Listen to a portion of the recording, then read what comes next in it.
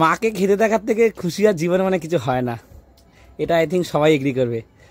অল্প কিছু আর না, এই দইটা যে আমি নিজের টাকা এনে মাকে খেয়েছি, আমি যে মা খাচ্ছে, এই যে এর থেকে আনন্দ কিছু। মন্দিরে কত লাইন পড়ে গেছে জাস্ট দেখে।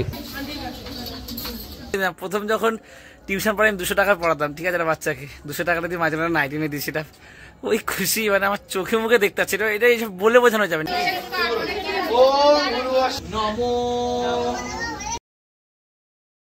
ওয়েলকাম গাইস, ওয়েলকাম টু দেবাড়ি। তো আজ হচ্ছে মহাশিবরাত্রি, সবাইকে মহাশিবরাত্রির অনেক শুভেচ্ছা জানাচ্ছি। বাবার চরণে তোমাদের মনের যা প্রার্থনা রয়েছে, কষ্ট রয়েছে, যা রয়েছে সব চরণে জানাও, বাবা তোমাদের সবার মনের ইচ্ছা পূর্ণ করবে। এই যে আমাদের বাড়ির পাশে ক্লায়ের মাঠের মন্দিরে শিবরাত্রি উপলক্ষে তিরপল টানানো হয়েছে, একটু পরে তো এখানে পুজো শুরু হয়ে যাবে। আর এই শিবরাত্রিতে আগে আমাদের বাড়িতে বিশাল বড় অনুষ্ঠান হতো, 3 দিন ব্যাপী 24 ঘন্টা টানা নাম কীর্তন হতো, সকাল বিকাল খাওয়া দাওয়া, শেষ দিন মহোৎসব হতো, মানে বিশাল একটা পুজো হতো। মানে এই গড়িয়া চত্বরের সব থেকে বড় শিবরাত্রি পুজোটা মানে আমাদের বাড়িতেই হতো, কিন্তু এখন হয় না। সে কারণটা তোমাদের পরে বলবো, যেহেতু এখান থেকে মন্দির অন্য জায়গায় নিয়ে গেছে, সেটা নিয়ে একটা ভ্লগ আছে, তোমরা দেখে নিও। তো আমরা ওখানে যাবো, তোমাদের সাথে সেটা আজকে শেয়ার করবো। এমনি কি রে, শিবরাত্রি করবি না? বুঝতে মিয়া মিয়া করছে, হ্যাঁ বললো। তো এখন আমি যাচ্ছি বাজারে, বাবা তো চুল দাড়ি কাটবে, ঠাকুরের ফুল বেলপাতা যেগুলো লাগবে ওগুলো আনবো আমি। চলো, লকটা খারাপ হয়ে গেছে, ঠিক করতে হবে।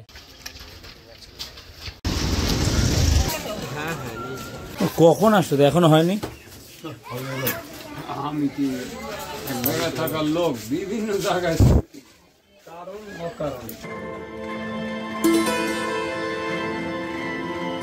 এই সবে চুল কাটা কমপ্লিট হলো। কখন এসে? এতক্ষণ কি করছিলে? হ্যাঁ, এতক্ষণ কি করছিলে? দাও আমাকে ছেড়ে দাও। অন্যান্য দিনের তুলনায় আজকে ফলের দোকানে ভিড়টা বেশি, স্বাভাবিক। ফুল বেলপাতা 4 রকমের ফল সব নেওয়া হয়ে গেছে। হ্যাঁ, বাড়ি যাই চলো। ধূপকাঠি, হ্যাঁ। বাজার যাবে? বাজার থেকে তো আসলাম, আর কি করতে যাবো? যাচ্ছি বাজারে, নেট মারতে হবে ফোনে। যা। শুভ মহাশিবরাত্রি। শুভ মহাশিবরাত্রি। একে দেখো রাস্তার মাঝে মহাশান্তিতে ঘুম দিচ্ছে। না বাবা বললো তেলটা পরে এনে দেবে, 2 টুকরা যা ধরো, ফল খেজুর এইসব। বাজার থেকে সব এনেছি, কিন্তু প্রেশারের ওষুধ আনতেই ভুলে গেছি মায়ের, ওই জন্য আবার যেতে হচ্ছে। এক পাতে অ্যামলি 5 দেবেন তো, 25 টাকা।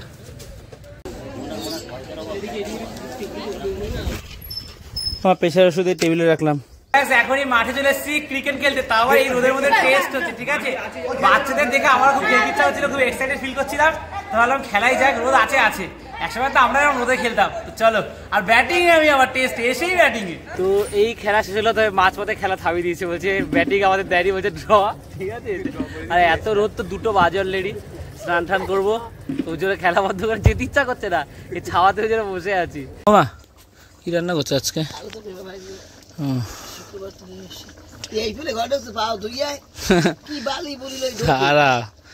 আসলাম ক্লান্ত আছে, কি রোদ, এটা ইচ্ছা করছিল আজকে। এরা তো এখানে বসে আছে, এ তো বাড়ি যেতে পারছে না কেন জানো? জাস্ট দেখো, এই যে ক্লাবের ছাদের এইখানটা, এই যে জুতো এই তন্ময় তুলে দিয়েছে, আর নাটা হাইট পাচ্ছে না, তন্ময় দাঁড়িয়ে মজা নিচ্ছে, আর এ হচ্ছে কি ময়ে ময়ে হোক আয়া। তুমি দেখাতে একটু ঘিরে খেয়ে স্নান করতে যাবো, ব্যাস ব্যাস। আমরা দুজনেই তো খাবো, বাবার বোন তো খাবেন। একটু ঝোল দাম, খেয়ে স্নান করতে যাবো, খুব খিদে পেয়েছে। এই রোদে খেলতে গিয়ে আমার অবস্থা পুরো খারাপ, মানে কি বলবো, এত সেদিনে শরীর ওখান দিয়ে উঠে আসতে ইচ্ছা করছে ওরা। ও স্নান করতে যাওয়ার আগে 4-5টা গেঞ্জি আর 2-3টে প্যান্ট ভিজিয়ে দিয়েছি, কারণ শিবরাত্রি তো কাঁচা প্যান্ট নিয়ে আর কি। মধ্যে খেলে এসে এত এনার্জি লস হয়ে গেছে না, যেতে ইচ্ছা করছে না, কিন্তু প্যান্ট তো কাচতেই হবে, কাঁচা প্যান্ট নিয়ে কয়টা গেঞ্জি নোংরা গেছে, ভালো কেচে দিই। তো এখন এই বাবা যাচ্ছে গুরুদেবের মন্দিরে, গুরুদেবের মন্দিরে অনুষ্ঠান আছে, এই বাবা চলে গেল, একাই যাচ্ছে আজকে। 3:45 বাজে, আর এই সব জামা কাপড় কেচে মেলে দিয়েছি, গরমকাল বলে এখনো বাড়িতে রোদ আছে। এই যে আরে আমি আর মা ভাত খাবো না, এখনই আমি আর মা খেতে বসে গেছি আলুর তরকারি দিয়ে। বাবা তো মন্দিরের কাছে, বোনও জেঠুর মন্দিরে যাবে। খেয়ে দিয়ে একটু শুয়েছিলাম, চোখটা লেগে গেছিল। বোন সেজে গুজে তো জেঠুর মন্দিরে চলে গেছে, শিবরাত্রি আছে ওখানেই থাকবে আজকে, বাবা গুরুদেবের মন্দিরে থাকবে। আর আমি যাইনি, আমার যাওয়ার কথা ছিল, আমি যাইনি এই বুড়ির জন্য। এই বুড়ি বাড়িতে একা থাকবে, কদিন আগে 2 দিন ধরে শরীরটা খারাপ বলছে, ঘাড়ের ওখানটা ব্যথা করছে, মানে মায়ের শরীরটা 2 দিন ধরে খারাপ বলছে, তো এই জায়গাটা ব্যথা করছে বলছে, প্রেশারটা বেড়েছে কি বাড়িনি যায় না। তো রাতের বেলা মাকে রেখে একা যেতে ইচ্ছা করছে না, মাতা বলছে তুই যা, আমি ঠিক একা থাকতে পারবো, কিন্তু মনটা চাইছে না, ঠিক আছে, মাকে রেখে যেতে।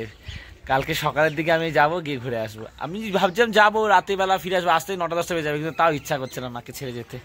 কালকে যাবো রাতে, তার মধ্যে করবে একটু বাইরে থেকে ঘুরে আসি, মাঠের দিকে যাই। চলো, এই যে এরা এখান দিয়ে যাচ্ছিল, আমার সঙ্গে দেখা করলো, আমার ভ্লগ দেখে। তুইও দেখিস? তুই দেখিস? তুই টিভিতে দেখিস না বললি? আর তুই? এরা দুজন আমার তুই সবাই দেখে, খাওয়ার সময় দেখিস? দেখে, ঠিক, থ্যাংক ইউ। মাঠে গেলাম, টাটা। মন্দিরটা এখন ফাঁকা, 7টা 58 থেকে লোকজন আসবে। এই জেঠিরা এখানে সব বসে আছে। এখানে তো মাঠে ফুটবল খেলাচ্ছে, কিন্তু ওই ঝুলো উঠছে, একটু জল দিয়েছে যদিও, ঠিক আছে। অনেক দিয়েছি, হ্যাঁ একটু কথা অনেক দিয়েছি, তাতে কি হবে, যা ধুলো। তো আমাদের এই মন্দিরে তো লাইট সব জ্বালিয়ে দেওয়া হচ্ছে, কিন্তু এখনো মন্দিরের সব ভিড় হয়নি। 8টা দিয়ে লোকজন আসবে। আর এখানে তো আমরা সব দাঁড়িয়ে গল্প টল্প করছি। এই যে গৌরব, বাবু, গুড্ডু, এ তো প্রসাদ খেতে ব্যস্ত।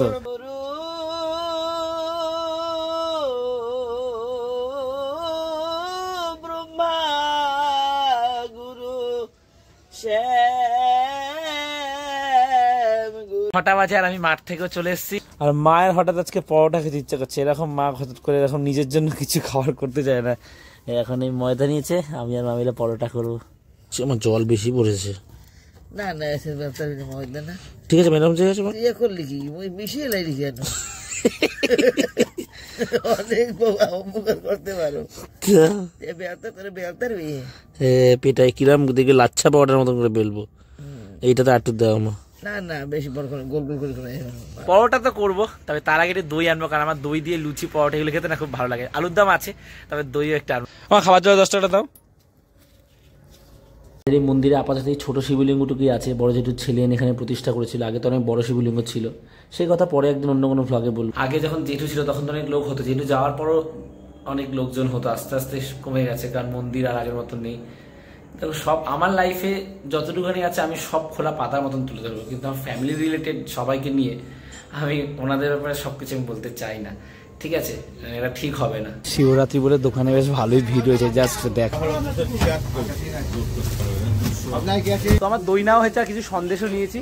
মামা, এই যে আমি পরোটা করেছি, এটা আমি বেললাম।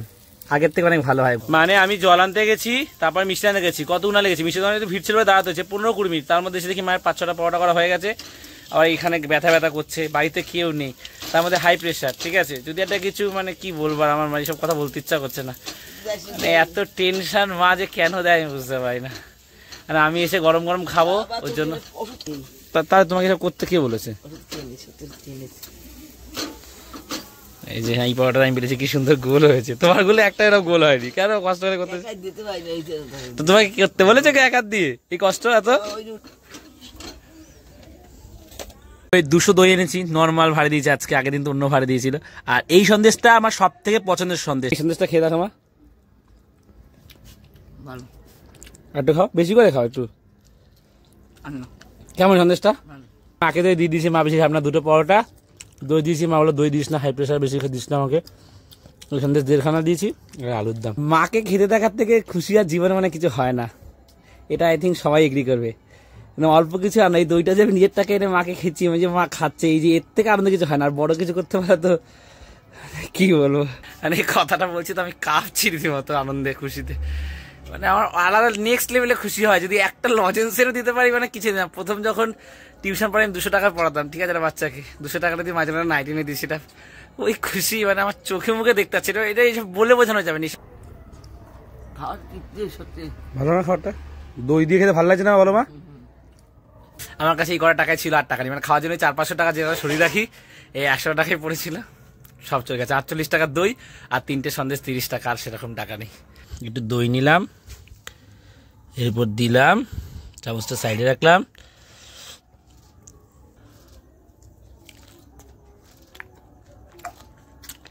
হেভেন, তারকনাথের দই সাথে পরোটা, স্বর্গ।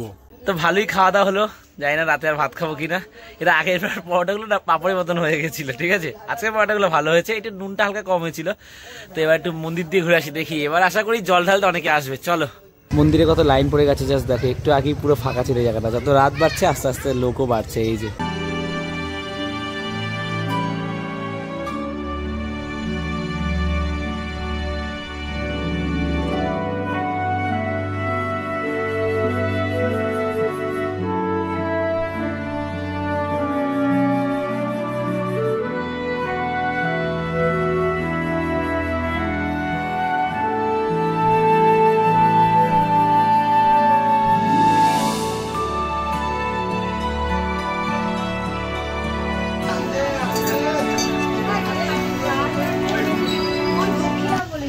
সবাই ভিতরে ঢোকা রেখে তাড়াহুড়া করছে, যারা পুজো দিচ্ছে তাদের বেরোনোর আগে ঢুকে যাচ্ছে আর কি।